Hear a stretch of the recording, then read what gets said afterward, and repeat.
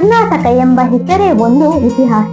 ಭಾರತಕ್ಕೆ ದಾರಿ ತೋರಿಸಿದ ನಾಡು ಎಂದು ಕರ್ನಾಟಕವನ್ನು ಹೇಳಬಹುದು. ಹಾಗೆಯೇ ವಿಶ್ವಕ್ಕೆ ಸಂಸ್ಕೃತಿಯನ್ನು ಕೊಟ್ಟ ನಾಡು ಸಹ ನಮ್ಮ ಕರ್ನಾಟಕ. ಈ ವಿಡಿಯೋವನ್ನು ನೋಡಿದ ನಂತರ ನಾನು ಕನ್ನಡಿಗ ಎನ್ನುವುದಕ್ಕೆ ಹೆಮ್ಮೆ ಇದೆ ಎಂದು ನಿಮಗೂ ಅನ್ನಿಸಬಹುದು. ಈ ವಿಡಿಯೋದಲ್ಲಿ ಕರ್ನಾಟಕದ ಹೆಮ್ಮೆಯ ವಿಷಯಗಳನ್ನು ತಿಳಿದುಕೊಳ್ಳೋಣ. ಹಾಗೆಯೇ ಇವುಗಳನ್ನು ಹೊರತುಪಡಿಸಿ ಕರ್ನಾಟಕದ ಬಗೆಗಿನ ಹೆಮ್ಮೆಯ ವಿಷಯಗಳು ನಿಮಗೆ ತಿಳಿದಿದ್ದರೆ ತಪ್ಪದೆ ಕಮೆಂಟ್ ನಲ್ಲಿ ತಿಳಿಸಿ.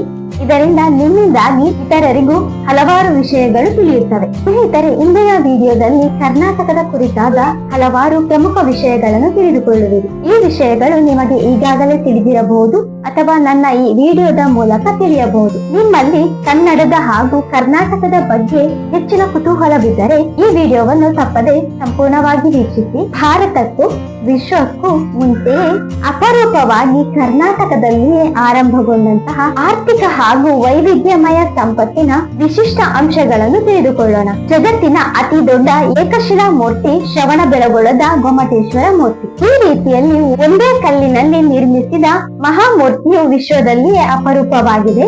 ಆದ್ದರಿಂದ ಶ್ರವಣಬೆಳಗೊಳದ ಗೊಮ್ಮಟೇಶ್ವರ ಮೂರ್ತಿಯು ಕರ್ನಾಟಕದ ಸಾಂಸ್ಕೃತಿಕ ಸಂಪತ್ತಿನಲ್ಲಿ ವಿಶ್ವಕ್ಕೆ ಮೊದಲನೆಯದಾಗಿದೆ. ಭಾರತದಲ್ಲಿ ಮೊದಲು 1906ರಲ್ಲಿ ಮಂಗಳೂರಿನಲ್ಲಿ ಮೊದಲ ಬ್ಯಾಂಕ್ ಆಗಿ ಕೆನರಾ ಬ್ಯಾಂಕ್ ಅನ್ನು ಆರಂಭಿಸಲಾಯಿತು.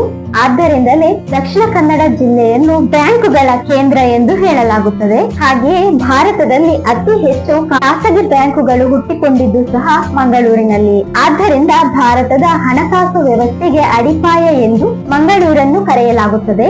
ನಗರ ಮಟ್ಟದಲ್ಲಿ ವಿಶ್ವದಲ್ಲಿಯೇ ಮೊದಲ ಐಟಿ ಎಕೋಸಿಸ್ಟಮ್ ಜಾರಿಗೆ ತಂದಿರುವುದು ಬೆಂಗಳೂರು ನಗರ. ಭಾರತದಲ್ಲಿ ಮೊದಲು ಸಾರ್ವಜನಿಕವಾಗಿ ವಿದ್ಯುತ್ ಉತ್ಪಾದನೆ ಮಾಡಿದ್ದು ಕರ್ನಾಟಕದ ಶಿವನ ಸಮುದ್ರ ಜಲವಿದ್ಯುತ್ ಯೋಜನೆ. ಇದನ್ನು 1902ರಲ್ಲಿ ಆರಂಭಿಸಲಾಯಿತು. ಇದು ಏಷ್ಯಾ ಖಂಡದಲ್ಲಿಯೇ ಅತ್ಯಂತ ಹಳೆಯ ಯೋಜನೆಗಳಲ್ಲಿ ಒಂದು. ಕನ್ನಡಿಗರ ಭಾಷೆಯಾಗಿರುವ ಕನ್ನಡವು ವಿಶ್ವದ ಅತ್ಯಂತ ಹಳೆಯ ಜೀವಂತ ಭಾಷೆಯಾಗಿದ್ದು 2000 ವರ್ಷಕ್ಕೂ ಅಧಿಕ ಇತಿಹಾಸವನ್ನು ಹೊಂದಿದೆ. ಬೇಲೂರು, ಹಳೆಬೀಡು, ಬಾದಾಮಿ, ಐಹೊಳೆ, ಪಟ್ಟದಕಲ್ಲು, ಹಂಪಿ ಈ ಎಲ್ಲಾ ಪ್ರದೇಶಗಳು ವಿಶ್ವದಲ್ಲಿಯೇ ಪ್ರಾಮುಖ್ಯತೆಯನ್ನು ಪಡೆದುಕೊಂಡಿದೆ. ಆದ್ದರಿಂದಲೇ ಈ ತಾಣಗಳನ್ನು ಯುನೆಸ್ಕೋ ವಿಶ್ವ ಪಾರಂಪರಿಕ ತಾಣಗಳಲ್ಲಿ ಸೇರಿಸಲಾಗಿದೆ. ಎಲ್ಲ ಭಾರತೀಯ ಧ್ವಜಗಳನ್ನು ಕರ್ನಾಟಕದಲ್ಲಿಯೇ ಉತ್ಪಾದಿಸಲಾಗುತ್ತದೆ. ಹಾಗೆಯೇ ನಮ್ಮ ಕರ್ನಾಟಕದಲ್ಲಿಯೇ ನಮ್ಮ ರಾಷ್ಟ್ರ ಧ್ವಜವನ್ನು ಉತ್ಪಾದಿಸಲಾಗುತ್ತದೆ. ಅದು ಎಲ್ಲಿ ಎಂದರೆ ಕರ್ನಾಟಕ ಖಾದಿ ಗ್ರಾಮೋದ್ಯೋಗ ಸಂಯುಕ್ತ ಸಂಘ ಹುಬ್ಬಳ್ಳಿಯಲ್ಲಿ. ಇದು ಭಾರತದಲ್ಲಿಯೇ ಅತಿ ದೊಡ್ಡ ಹಾಗೂ ಪ್ರಮುಖ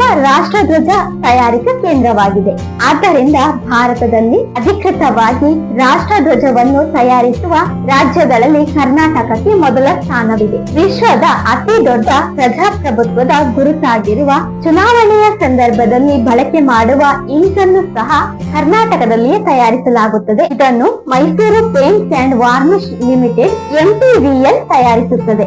ಭಾರತದ ಮೊದಲ ಖಾಸಗಿ ರೇಡಿಯೋ ಸ್ಟೇಷನ್ ಆರಂಭಿಸಿದ್ದು ಸೆಪ್ಟೆಂಬರ್ 10, 1935ರಲ್ಲಿ ಮೈಸೂರಿನಲ್ಲಿ. ಹಾಗೆಯೇ ಭಾರತದ ಮೊದಲ ಪ್ರೈವೇಟ್ FM ರೇಡಿಯೋ ಸ್ಟೇಷನ್ ಆರಂಭಿಸಿದ್ದು ಸಹ ಕರ್ನಾಟಕದ ಬೆಂಗಳೂರಿನಲ್ಲಿ. 1930ರಲ್ಲಿ ಮೈಸೂರು ಸರ್ಕಾರವು ವಿಶ್ವದಲ್ಲಿಯೇ ಪ್ರಪ್ರಥಮ ಬಾರಿಗೆ ಸರ್ಕಾರಿ ಕುಟುಂಬ ಯೋಜನಾ ಕ್ಲಿನಿಕ್ ಅನ್ನು ಬೆಂಗಳೂರಿನಲ್ಲಿ ಆರಂಭಿಸಿತು. ಭಾರತವು 1952ರಲ್ಲಿ ರಾಷ್ಟ್ರೀಯ ಕುಟುಂಬ ಯೋಜನಾ ಕಾರ್ಯಕ್ರಮವನ್ನು ಆರಂಭಿಸಿದ ಮೊದಲ ದೇಶವಾಗಿದೆ. ಕರ್ನಾಟಕವು ಅತ್ಯಂತ ಹೇರಳ ಪ್ರಮಾಣದಲ್ಲಿ ಕಾಫಿ, ರೇಷ್ಮೆ, ಚಂದನ ಇವೆಲ್ಲವುಗಳನ್ನು ಉತ್ಪಾದಿಸುವ ರಾಜ್ಯವಾಗಿದೆ. ಹಾಗೆಯೇ ಭಾರತದಲ್ಲಿ 80% ಚಿನ್ನವನ್ನು ಕರ್ನಾಟಕದಲ್ಲಿಯೇ ಉತ್ಪಾದಿಸಲಾಗುತ್ತದೆ. ಕರ್ನಾಟಕದ KGF ಅಂದರೆ ಕೋಲಾರ ಚಿನ್ನದ ತಾಣಗಳನ್ನು ಪ್ರಸ್ತುತ ಮುಚ್ಚಲಾಗಿದೆ. ಪ್ರಚಲಿತದಲ್ಲಿ ಭಾರತದಲ್ಲಿ ಕರ್ನಾಟಕದ ಕೇವಲ ರಾಯಚೂರಿನ ಹಟ್ಟಿ ಚಿನ್ನದ ಗಣಿಯಲ್ಲಿ ಚಿನ್ನವನ್ನು ಉತ್ಪಾದಿಸಲಾಗುತ್ತದೆ. ಭಾರತದಲ್ಲಿ ಅತ್ಯಂತ ಹೆಚ್ಚಿನದಾಗಿ ಜಲಪಾತಗಳನ್ನು ಹೊಂದಿರುವ ರಾಜ್ಯ ಅದು ನಮ್ಮ ಕರ್ನಾಟಕ ರಾಜ್ಯ. ಆದ್ದರಿಂದಲೇ ಕರ್ನಾಟಕವನ್ನು ಜಲಪಾತಗಳ ನೆಲ ಎಂದು ಕರೆಯಲಾಗುತ್ತದೆ. ಹಾಗೆಯೇ ಕರ್ನಾಟಕದಲ್ಲಿ 13 ಭಾಷೆಗಿಂತ ಅಧಿಕ ಭಾಷೆಗಳನ್ನು ಮಾತನಾಡಲಾಗುತ್ತದೆ. ಏಷ್ಯಾದಲ್ಲಿಯೇ ಪ್ರಪ್ರಥಮ ಬಾರಿಗೆ ಬೀದಿ ದೀಪಗಳನ್ನು ಅಂದರೆ ಎಲೆಕ್ಟ್ರಿಕ್ ಸ್ಟ್ರೀಟ್ ಲೈಟ್ ಅನ್ನು ಬಳಕೆ ಮಾಡಿದ್ದು ಸಹ ನಮ್ಮ ಕರ್ನಾಟಕದ ಬೆಂಗಳೂರಿನಲ್ಲಿ. ಸ್ನೇಹಿತರೆ, ಇವೆಲ್ಲವುಗಳು ಭಾರತ ಹಾಗೂ ವಿಶ್ವದಲ್ಲಿ ಕರ್ನಾಟಕವು ಪ್ರಪ್ರಥಮ ಬಾರಿಗೆ ಆರಂಭ ಮಾಡಿದ ಪ್ರಮುಖ ಅಂಶಗಳು. ಈ ಅಂಶಗಳನ್ನು ಹೊರತುಪಡಿಸಿ ನಿಮಗೂ ಯಾವುದಾದರೂ ವಿಷಯಗಳು ತಿಳಿದಿದ್ದರೆ ತಪ್ಪದೆ ಕಮೆಂಟ್ ಬಾಕ್ಸ್ ನಲ್ಲಿ ತಿಳಿಸಿ. ಕರ್ನಾಟಕದ ಬಗ್ಗೆ ಹೆಮ್ಮೆಯ ವಿಷಯಗಳನ್ನು ತಪ್ಪದೆ ಹಂಚಿಕೊಳ್ಳಿ. ಮುಂದಿನ ವಿಡಿಯೋದಲ್ಲಿ ಇಂತಹದ್ದೇ ಕನ್ನಡ ಹಾಗೂ ಕರ್ನಾಟಕದ ವಿಷಯದೊಂದಿಗೆ ಮತ್ತೆ ಭೇಟಿಯಾಗೋಣ. ಅಲ್ಲಿಯವರೆಗೂ ಪ್ರೀತಿ ತುಂಬಿದ ನಮಸ್ಕಾರ.